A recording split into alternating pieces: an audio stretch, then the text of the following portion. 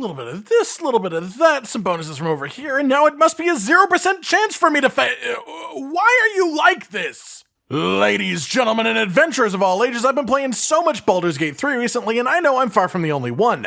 There are so many fun things to do in this game, but one of my personal favorites is to gather cool and interesting items in funky places that you may never wander into if you didn't explore just every little spot of the map that exists. And so today I'm going to share with you all another 10 awesome magic items that you could easily miss in Baldurs Gate 3, where to find them and what they actually give you. Generally, I try to keep these as light on spoilers as possible, by which I mean I will go over the location of an item first, then we'll talk more about how to get it afterwards, and then what it is. Today we'll mostly be focusing on the end period of Act 2, a little bit outside in the cemetery, but mostly things in Moonrise Towers, the transition period into Act 3, and then things at the very start of Act 3 as well, so you have a general idea of what to expect today. Starting off then, our last item of note before Moonrise Towers itself then, is an item located in a sarcophagus at this marker here in the cemetery outside of the House of Healing.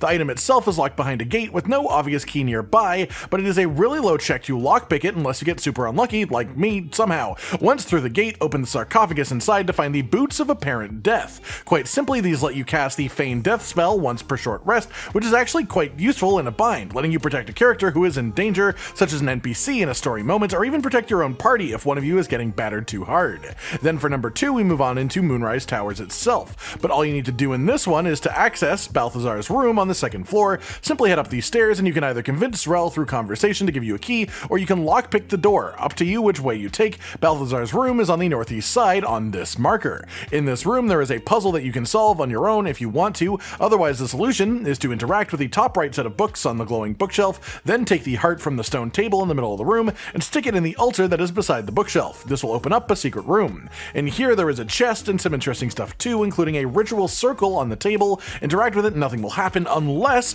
you have one specific companion with you. So head to your camp and you want to bring out Gale, like a Pokemon who just got a favorable type matchup. Interact with the ritual circle again with him around and he will give you more information. Then you get two options. One of them is to destroy the circle as Mystra would want, and the other is to use the circle to craft, as Gale puts it, a special moon lantern. If you destroy the circle, Gale gets a permanent buff of advantage on concentration checks, which is actually really impressive of a buff to have, especially permanently. So if you actively use Gale in your party, this is absolutely worth it, very strong. Otherwise, if you instead choose to tell Gale to use the circle, you get the Shadow Lantern, which is a lot like a moon lantern, except that it has a dead pixie inside of it and has the ability to summon a Shadow Wraith once per long rest that can sap strength from enemies and do pretty appreciable damage too. Both of these options are very good, but it depends on how you want to play and who you have in your party.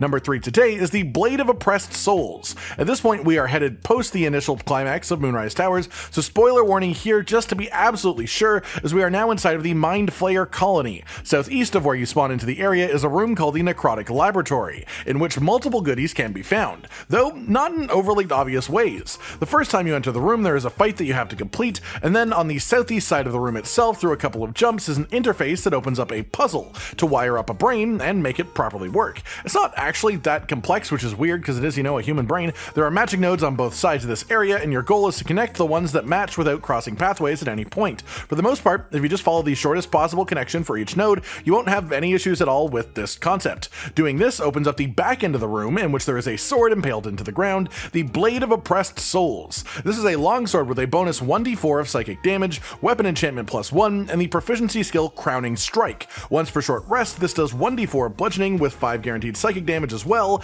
and rolls against an int save to apply Crown of Madness on the target, which would make them attack the nearest creature to them constantly while active, other than the caster of the spell themselves. This is an incredibly powerful effect when it goes off, when it works, and it is totally worth adding to your collection as a result. Number 4 is actually quite related to the last one, as beside the sword that's in the ground there is a brain jar called the Waking Mind. As you wander around the colony, you can find a number of these different brain jars with different specific names, and there's actually a way to, consume these, so to say. In the Necrotic Laboratory, once more, this time on the southern side, there's actually a sort of hidden away panel that you have to jump to access, and isn't even obvious that you can go to unless you really look carefully around. So jump over the side here and interact with the head on the left. It will tell you that it's empty. Beside it is a device called a Mind interface. Quite simply, you want to choose one of the brains to put in, then you can talk to them through the head. If you specifically choose to use the waking mind that we found in that puzzle reward chamber, you will talk to a monk. They will offer you a deal, purge their mind, and you will be rewarded with some of their knowledge. If you do so, you get a permanent buff called Githzerai Mind Barrier.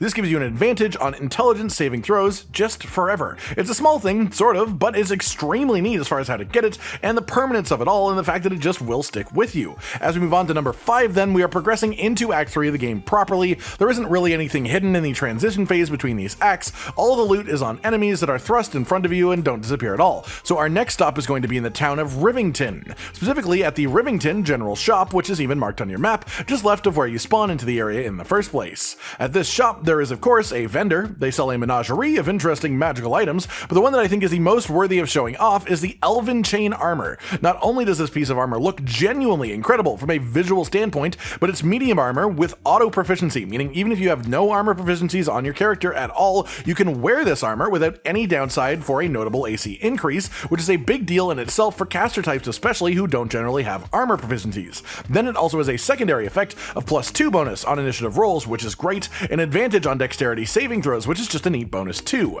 After that, with number 6, we are moving just a bit west of the center of town, where there is a circus going on. Who doesn't love a good circus? And this one is extra plainal too, just to make it even more interesting. All the way on the western side of the circus then, you'll come across a kobold yelling about how he wants to sell things to people. He isn't marked on your map as a vendor, but if you go up to him and chat with him, eventually he will show you his shop. One of the items in here is the Dark Displacement gloves, which are actually quite neat. They're pretty cheap to buy, so there's not much reason not to do it either, and they give you +1 to sleight of hand checks, as well as a bonus effect called Subtle Swap, which gives you +1 to attack rolls when you're throwing things, and you also get the ability to swap positions with your target if they fail a dexterity saving throw, so repositioning enemies constantly, which is actually a genuinely valuable ability to have. Then number 7, still in the circus itself, but the location's a bit different. If you walk around the circus, you'll eventually come across the northeast side of it, and the main stage, which has Dribbles the Clown performing. If you get close enough, it'll pull you into watching in a cutscene, and dialogue will happen. Without spoiling much of what happens here, at the end of this, there is a fight that will break out, and if you loot the corpse of the clown himself, you can get this special warhammer, the Clown Hammer. 1d10 two-handed, 1d8 one-handed,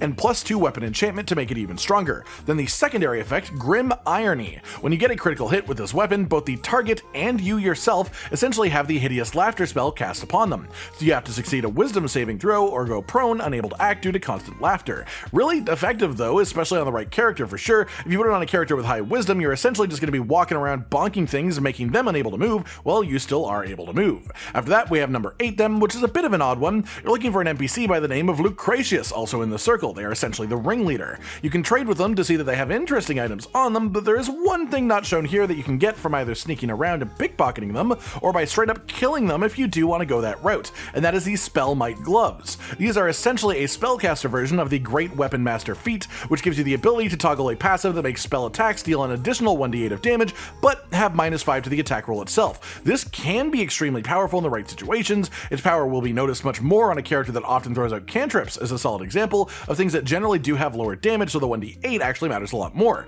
in which case it will just add a ton of damage as long as your hit chance is decent enough by default. For number 9 then, we move on from the circus towards the main city itself, heading north, but instead of going across the gateway into the city, we are instead going to go down to the beach, taking the western path from the gate to the city downwards until you find a shipwreck, and on the northern side of the shipwreck is a trapped and locked chest. Disarm the trap, lockpick the chest, and inside of it you'll find the Necklace of Elemental Augmentation. This amulet has the effect of adding damage to cantrips. Specifically, when a cantrip deals acid, cold, fire, lightning, or thunder damage, you can add your spellcasting modifier to the damage that is dealt. Just a nice big bump here for certain cantrips like Firebolt that are used all the time. Then finally we have number 10. For this one, you also want to be down in the beach area, and we are actually just going to be following the beach all the way to its western endpoint. Here is what we'll call a discussion happening between two groups. After the discussion ends, there is going to be combat, and if you loot the leader of the Stone Lord group, you will find his weapon, the Corpsegrinder. This is a maul, so giant two-handed hammer, 2d6 bludgeoning damage, weapon enchantment +2, bludgeoning damage dealt even on a missed attack, and the unique proficiency weapon skill Grand Slam. This slams the weapon into the ground for 1d6 piercing +6 thunder damage to all nearby enemies, as well as pushing them away from you if they fail a dexterity save. Just a big, meaty weapon, high damage, and a nice, useful, unique skill on it as well. And that's it for today, everyone. 10 strong and rare magic items that you could easily just walk past without knowing that they're around, never having any of this in your collection, which of course would be a shame, as depending on what type of builds you're you're running in your party, some of these are exceptionally strong. I hope you've enjoyed this roundup of items that you can come across late in Act 2 and very early Act 3 as well, and I hope they improve your journey from this point forward in the game if you grab any of them. Like if you liked the video, subscribe to the notification bell for more, and most importantly, ladies and gentlemen, until next time, stay sweet.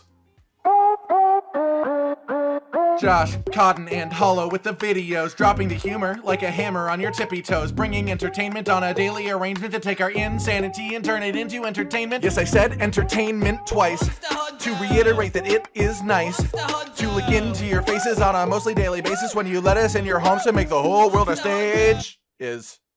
Goodbye.